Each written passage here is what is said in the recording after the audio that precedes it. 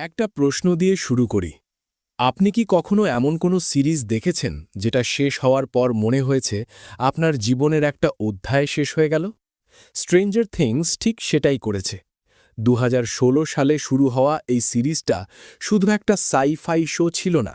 এটা ছিল বন্ধুত্ব, ভয়, সাহস আর বড় হয়ে ওঠার গল্প। আর আজ আমরা কথা বলবো স্ট্রেঞ্জার থিংস সিজন 5 এর ফিনালে নিয়ে, যে ফিনালে একদিকে আমাদের প্রশ্নের উত্তর দেয় আর অন্যদিকে আমাদের হৃদয়টা একটু ফাঁকা করে দেয়।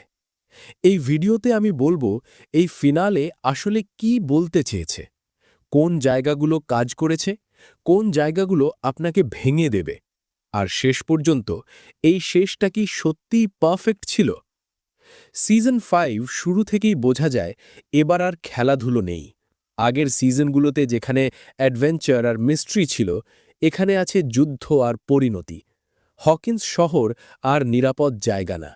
আপসাইড ডাউন এখন আর অন্য একটা জগৎ না, এটা হকিন্সের বাস্তবতার অংশ। পুরো সিজনের রং, মিউজিক, ক্যামেরা সবকিছুই ডার্ক। এমনকি পরিচিত জায়গাগুলো এখন অচেনা লাগে। এই টোন আমাদের মানসিকভাবে প্রস্তুত করে দেয় এই গল্পটা আর আগের মতো শেষ হবে না। ভেকনা এই সিজনে শুধু ফাইনাল বস না, সে হল মানুষের ভয়, ট্রমা আর অতীতের ভুলের প্রতিফলন। সে কাউকে হঠাৎ আক্রমণ করে না, সে আঘাত করে সেই জায়গায় যেখানে মানুষ সবচেয়ে দুর্বল। ফিনালে ভেকনা আর মনস্টার মনে হয় না, মনে হয় সে নিজেই হকিন্সের অন্ধকার ইতিহাস। এটা স্ট্রেঞ্জার থিংসের সবচেয়ে বড় সাফল্য। ভিলেনকে কার্টুন বানায়নি। চূড়ান্ত যুদ্ধটা মার্ভেল টাইপ ফ্ল্যাশি না। এখানে কেউ হাল্কের মতো লাফায় না, কেউ একা পুরো সেনা মারতে পারে না। এখানে প্রতিটা সিদ্ধান্তের দাম আছে। 11 যখন নিজের শক্তি ব্যবহার করে, সে জানে এর পরিণতি ভয়ঙ্কর হতে পারে। মাইক, লুকাস, ডাস্টিন ওরা শুধু পাশে দাঁড়িয়ে থাকে না, ওরা নিজের নিজের জায়গা থেকে যুদ্ধ করে। এই যুদ্ধটা আমাদের দেখায় হিরো হওয়া মানে শক্তিশালী হওয়া না, হিরো হওয়া মানে দাঁড়িয়ে থাকা। সিজন 1-এর সেই চুপচাপ মেয়েটা আজ সিজন 5-এ দাঁড়িয়ে একজন পূর্ণ মানুষ হিসাবে। এই ফিনালে 11 বুঝে যায় সে শুধু শক্তি না, সে একজন সাধারণ মানুষও।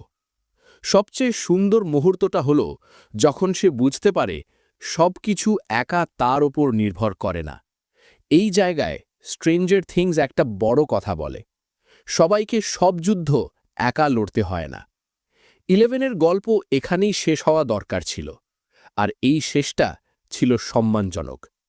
এই সিরিজের প্রাণ ছিল বন্ধুত্ব, কিন্তু ফিনালে এসে আমরা বুঝি বন্ধুত্ব মানে সবসময় একসাথে থাকা না।